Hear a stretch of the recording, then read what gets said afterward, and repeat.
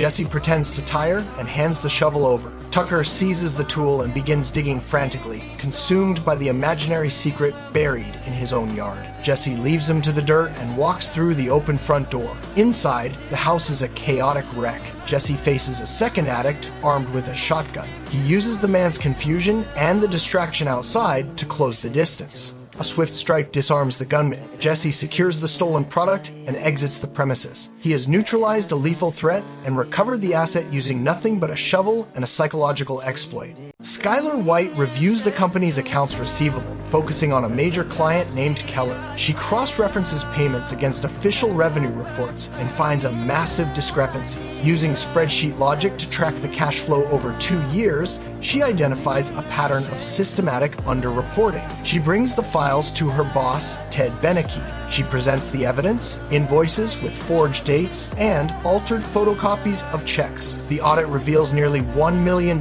in hidden income. Ted stops making excuses. He admits to the tax evasion, but attempts to justify it through the lens of company survival. He argues that the fraud was the only way to pay employee salaries and protect their pensions. He frames the crime as a moral necessity to keep the business running. Skylar watches him without emotion. She recognizes the legal implications of the million-dollar hole she has just uncovered. She makes her position clear. She agrees not to report the fraud to the authorities immediately, but she refuses to be an accomplice. She tells Ted she will no longer handle the falsified books or sign her name to his lies. The professional relationship shifts from cooperation to a cold, transactional silence. She closes the ledger and walks away, leaving Ted to face the financial ruin he created.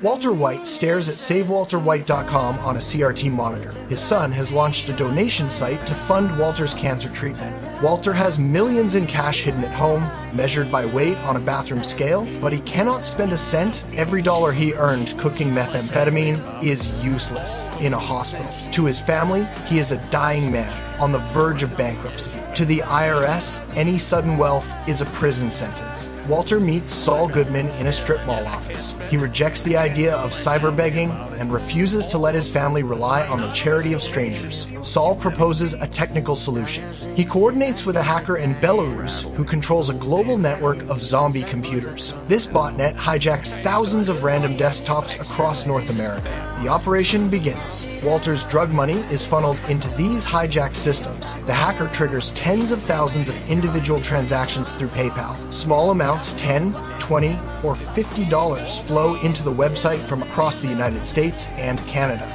These donations appear as grassroots support from anonymous citizens. The money is now untraceable and fully laundered. The public sees a miracle of human kindness. Walter sees his illicit profits converted into a legitimate, tax-free gift. The transition from criminal to victim is complete. The black market capital has been successfully weaponized as public virtue. Walter White receives his medical results.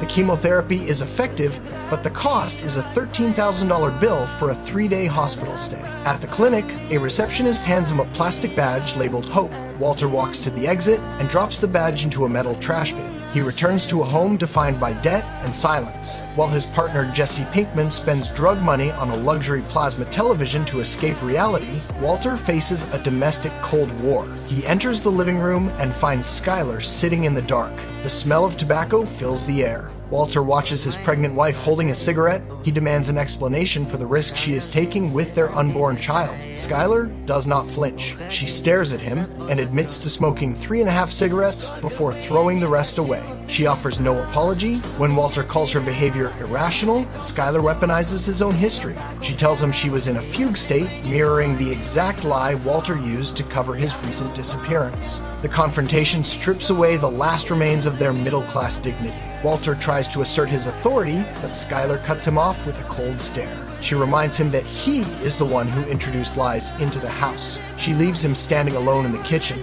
holding the medical bills. The financial success of his secret life cannot fix the structural collapse of his family. Jesse Pinkman returns to his childhood home, but his father treats him like a trespasser. His parents are renovating the property to sell it, and they have no intention of letting their son back in. Jesse is an outcast, officially replaced by a for sale sign. He decides to fight back by hiring Saul Goodman. Saul meets with Jesse's parents and their lawyer to discuss the purchase. The asking price is $875,000. Saul offers exactly $400,000. The parents are insulted, calling the offer a joke, but Saul is not finished. He brings up the basement. He reveals that the house was previously used as a methamphetamine laboratory, a fact the parents failed to mention in their signed disclosure statements. The atmosphere shifts instantly. Saul points out that concealing a meth lab constitutes fraud and a felony. He threatens to file a lawsuit that would freeze the property in court for years. The parents realize they are trapped. To avoid a criminal investigation and a total loss, they are forced to accept the low offer. As the parents pack their belongings to leave, they are still unaware of who bought the house. Jesse pulls into the driveway in his beat-up car. He walks toward the front door as his mother tells him the house has already been sold. Jesse doesn't stop. He produces the keys, unlocks the door, and walks inside. He has reclaimed his home at half the price, leaving his parents standing on the sidewalk of the property they just lost to the son they disowned. Walter White breaks a side window and enters the residence he was previously forced to leave. He does not hide. When Skylar discovers him in the living room, she immediately demands he exit the premises. Walter refuses, stating his legal right to the property. Skylar dials the police and reports a domestic disturbance. Walter remains calm. He moves to the kitchen table and begins eating breakfast with his son as if nothing is wrong. Two officers arrive at the front door. Skylar informs them that Walter has broken in and must be removed. The lead officer begins an interrogation. He asks Skylar if Walter has physically assaulted her. She says no. He asks if there's a history of violence. She says no. The officer then asks for the status of the property title. Skylar admits the house is jointly owned. The officer checks for a court-mandated restraining order or a legal eviction notice. Skylar confirms that no such documents exist. The officer states the law clearly. The police cannot arrest a man for entering his own home without evidence of a crime or a judicial order. They have no authority to intervene in a civil property dispute. The officers apologize and leave the house. Walter continues to eat his meal in silence. Skylar stands in the hallway, realizing her attempt to use the law has failed. Walter has successfully used his status as a homeowner to force his way back into the family unit, and there is nothing the authorities can do to stop him. В камине в 6 утра фотография твоя, горят воспоминания о тебе.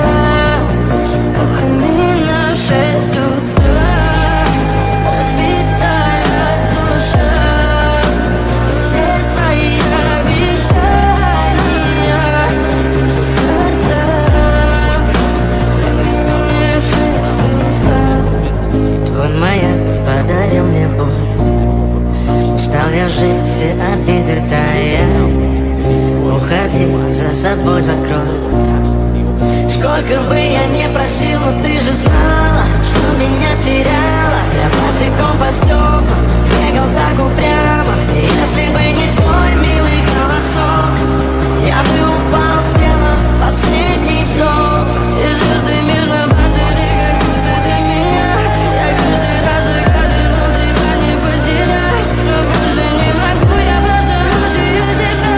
Теперь ты больше не моя. В камине в 6 утра фотография твоя.